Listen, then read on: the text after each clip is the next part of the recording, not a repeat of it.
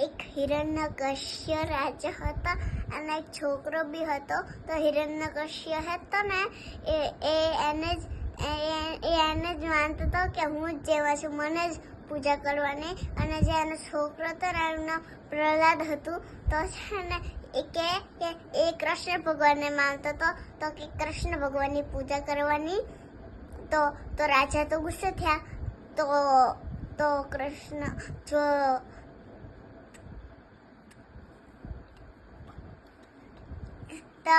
એનો જે છોકરો હતો ને રાજાનો, તો પર્વત પરથી ફેંકી દીધો એને. પછી ત્યાં એને પેલો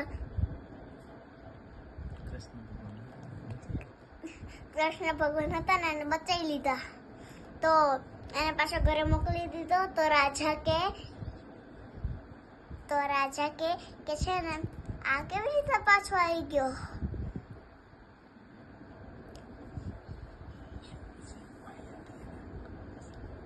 એમની ફઈ હતી ને એને કૃષ્ણ ભગવાને સાડી આપી હતી મેજિક વાળી.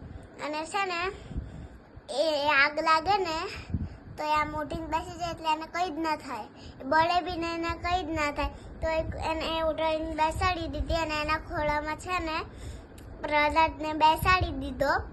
પછી થોડી મોટી આગ કરી. પછી જે પ્રહલાદ એને છોકરો હતો ને પ્રહલાદે એને જેમાં કૃષ્ણ ભગવાનને બહુ સ્ટ્રોંગથી બોલ્યો ને એ મનમાં. તો છે ને જે એની ફિયાને